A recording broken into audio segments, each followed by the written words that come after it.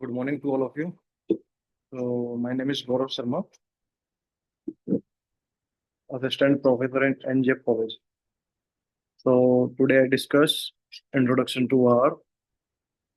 R is an open source programming language for statistical computing. For example जो हमारी are language है वो एक ओपन सोर्स प्रोग्रामिंग लैंग्वेज है जिसको डिजाइन किया गया स्पेसिफिकली स्टैटिस्टिकल कंप्यूटिंग के लिए। ठीक है।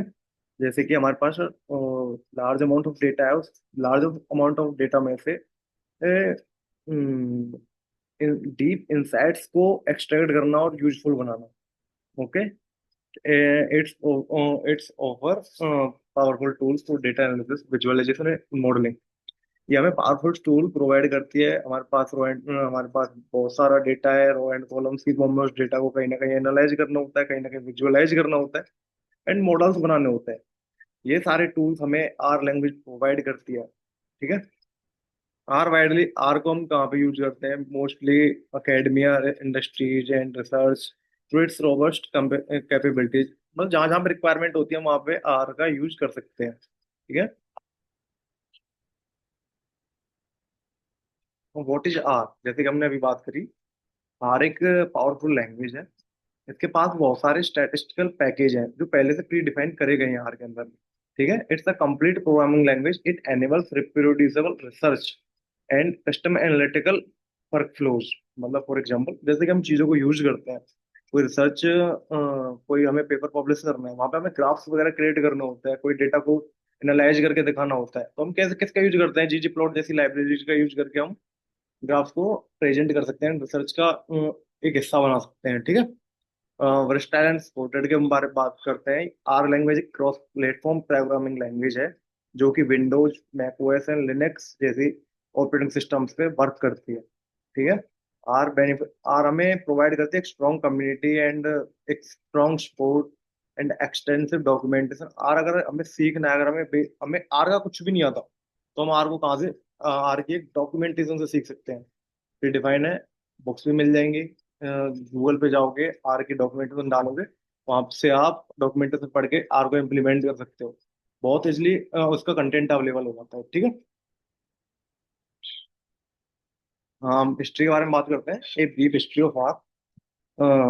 आर को 1990s के अंदर बिल्ड किया गया था। दो बिल्ड किया गया था। दो लोग थे जिन्होंने इस आर को बिल्ड किया था, Ross Ihaka and Robert Gentleman, at the University of Auckland, जिसको यूनिवर्सिटी ऑफ ऑकलैंड के अंदर बनाया गया था। ठीक है। जो कि हमारी ये बेस्ड ऑन एस लैंग्वेज, ये आर लैंग्वेज है, वो इंस्पायर्ड एस लैंग्वेज से। ठीक है। जो जो एस लैंग्वेज को बिल्ड किया गया था बेल लेबोरेटरीज के अंदर, जिसको सी जैसे जैसे सी लैंग्वेज को बिल्ड किया गया था जहाँ पे। ठीक है। This function provides statistical power. जैसे कि हम पहले बात कर चुके हैं, स्टैटिस्टिकल पावर मतलब इसका फोकस ही स्टैटिस्टिकल कॉन्सेप्ट से होता है। ठीक है। जैसे mean mean median, mode, variance, इन चीजों को निकालने में। ठीक है। आर एक ओपन सोर्स है, जैसे कि हम बात कर चुके हैं। R became an open source implementation under the GNU General Public License. The R core team now manage its ongoing development. R का एक वर्जन आ चुका है, उसमें क्या क्या अपग्रेड करने हैं, क्या क्या उस पर इम्प्रूवमेंट लेके आनी है, वो क्या करती है? जीएनयू जीएनयू की टीम ही तो उस लैंग्वेज को अपग्रेड करती है, उसके डेप्रिकेटेड वर्जन्स को रिमूव करती है और नए नए टूल्स को उसके अंदर एड ऑन करती है। ठीक है। हम स्ट्रेंथ एंड वीकनेस इसके ऊपर बात करते हैं थोड़ा सा। आर के पास एक rich ecosystem of packages हैं जिसमें जिनका यूज करके हम बहुत कुछ बिल्ड कर सकते हैं। वीकनेस इसके बाद स्टेप इनिशियल लर्निंग कर्व, इसको सीखना बस थोड़ा सा डिफिकल्ट हो जाता है अदर प्रोग्रामिंग लैंग्वेज के मुकाबले। ठीक है। डेडिकेटेड ग्लोबल कम्युनिटी, एक अच्छा खासा कम्युनिटी सपोर्ट मिल रहा है आर को। अगर हमें कहीं पे प्रॉब्लम आती है तो हम आर को कहीं ना कहीं वहां से सीख सकते हैं, लोगों से पूछ सकते हैं। जैसे कि मैं एक वेबसाइट बताऊंगा, स्टैक ओवरफ्लो, जिसपे आपको आपको कोई प्रॉब्लम आ रही है वहां पे डालो, वो क्या करती है, आपको प्रॉब्लम्स का सॉल्यूशंस प्रोवाइड करने में हेल्प करती है। ठीक है। आर के अंदर मेमोरी को मैनेज करना थोड़ा चैलेंजिंग होता है।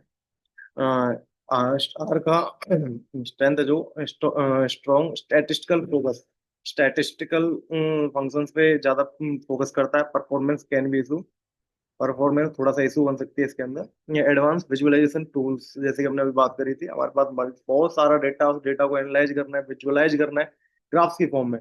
That is data visualisation. Debugging can be complex. R के अंदर थोड़ा कोड को डिबग करना थोड़ा मुश्किल हो जाती है। ठीक है, एप्लीकेशंस ऑफ आर के ऊपर बात करते हैं। Statistical analysis, comprehensive statistical analysis and data mining for deep insights.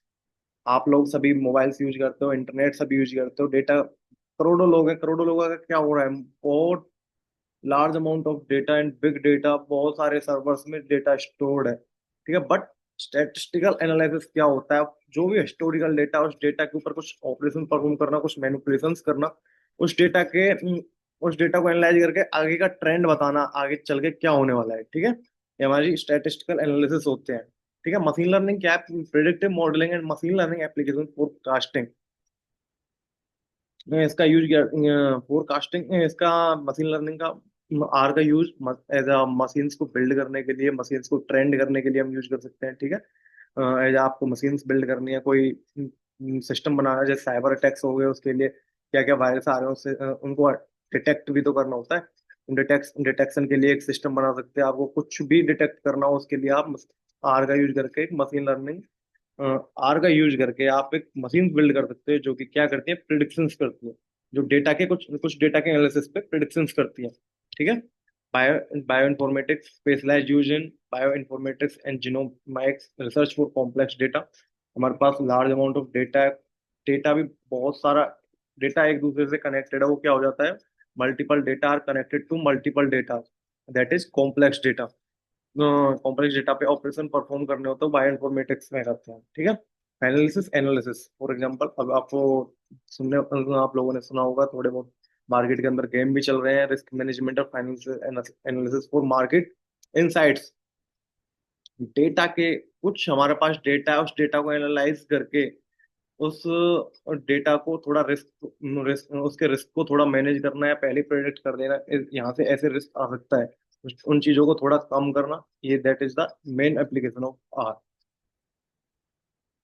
Essentials R packages के ऊपर हम बात करते हैं। डीपीएलवाई या एक पैकेज हमारे पास, जीजी प्लॉट एक पैकेज है, कैरेट एक पैकेज है, एक साइनी एक पैकेज है। डीपीएलवाईआर क्या है? एक हमारे पास एक डेटा मैनिपुलेशन के लिए कुछ मल्टीपल फंक्शंस होते हैं, आपको डेटा पे फिल्टर्स लगाने हो, फिल्टर्स लगाने हो, उसको असेंडिंग में करना हो, डिसेंडिंग में करना हो, म्यूटेट करना हो, या फिर मेनी ऑप्शंस आर डीपीएलवाई में डेटा मैनिपुलेशन।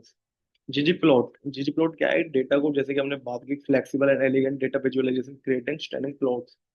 डेटा को, जो भी डेटा है हमारे पास, उस डेटा को कहीं ना कहीं ग्राफ्स की फॉर्म में रिप्रेजेंट करना है, या प्लॉट्स की फॉर्म में रिप्रेजेंट करना है, हिस्टोग्राम्स की फॉर्म में रिप्रेजेंट करना, that is the ggplot package R using to graph. आप जीजी प्लॉट की मदद से ग्राफ्स को क्रिएट कर सकते हैं अच्छे खासे अमाउंट पे। आपको कितना भी डेटा हो, उसको बड़ी आसानी से आप एज ग्राफ्स की फॉर्म में कन्वर्ट कर सकते हैं। बहुत आसान है इस पैकेज को सीखना। कैरेट एक unified interface machine learning algorithm. हमारे पास मशीन लर्निंग के कुछ एल्गोरिथम्स हैं, उन चीज़ों को हम डायरेक्टली कॉपी पेस्ट करते हैं कहीं एआई से, तो हमें बता देता है कौन सी चीज़ें क्या करनी है। ठीक है, unified interface machine learning algorithms, एक इंटरफेस होता है एल्गोरिथम्स का। ओके, साइनी साइनी क्या है? अब साइनी एक फ्रेमवर्क है, बड़ा ही पावरफुल फ्रेमवर्क है, इस पे थोड़ा सा डिस्कस करते हैं। आप लोगों ने सुना होगा साइनी क्या है। आपको एक यूआई क्रिएट करना है ना, तो यू एचटीएमएल सीएसएस जावास्क्रिप्ट आप लोगों को आनी चाहिए। बट आर के अंदर आर हमें एक फ्रेमवर्क प्रोवाइड करता है जिसका नाम है साइनी। इसका यूज करके हम बड़ी ही आसानी से डायनेमिक डैशबोर्ड क्रिएट कर सकते हैं without HTML and CSS. Okay, हम लर्निंग रिसोर्सेज के ऊपर बात करते हैं। ऑनलाइन ट्यूटोरियल, आप कहीं पे भी जाओगे आपको आर के लेक्चर, नोट्स, वीडियोज यूट्यूब पे अवेलेबल मिल जाएंगे। ऑनलाइन कंटेंट मिल ही जाता है, books and courses, skill level सारा कुछ मिल जाता है। कम्युनिटी भी मिल जाती है। आर स्टूडियो आईडी क्या? आईडी ये एक ऐसा सॉफ्टवेयर है जिसपे आप आर के प्रोग्राम्स को रन करते हो, प्रोजेक्ट को मैनेज करते हो। जैसे वीएस कोड हो गया, क्या करता है वीएस को, सारे पैकेजेस को या फिर सारे प्रोजेक्ट को मैनेज करने में हमारी हेल्प करता है बड़ी इजिली। ऐसे ही आर स्टूडियो हमारी हेल्प करता है आर के प्रोजेक्ट्स को मैनेज करने में। ठीक है, द फ्यूचर ऑफ आर के बारे में बात करते हैं। Integration, enhanced integration with Python like language like Python and C plus plus. Main काम है हम इंटीग्रेट कर सकते हैं Python and C plus plus के साथ, आर को कनेक्ट कर सकते हैं। क्लाउड एंड बिग डेटा क्या होता है? क्लाउड एंड, जो हमारा डे बाई डे हम डेटा जनरेट करते जा रहे हैं, वो कहाँ पे स्टोर होते जा रहा है? क्लाउड के ऊपर। क्लाउड पे जो data, large amount of data है, that is big data. Big data को एनालाइज करना एंड उस इनसाइट्स को निकालना, that is a big data analytics. Okay, AI/ML advancement, continued advancement in machine learning and artificial intelligence capabilities. Artificial intelligence की जो भी हमारे पास कंटेंट चल रहा है उसको कंटिन्यू एडवांस लेवल पे लेके जाना या फिर उसके इम्प्रूवमेंट पे काम करना, that is the AI, artificial intelligence and machine learning. हम आर को यूज कर सकते हैं artificial intelligence and machine learning पे वर्क करने के लिए। ओके। इकोसिस्टम ग्रोथ है, percent growth and innovation with in x package. Ecosystem बहुत स्ट्रॉन्ग पावरफुल पैकेजेस हमें इसके अंदर मिलते हैं जिसका हम यूज करके बड़े ही आसानी से कोई भी चीज बिल्ड कर सकते हैं।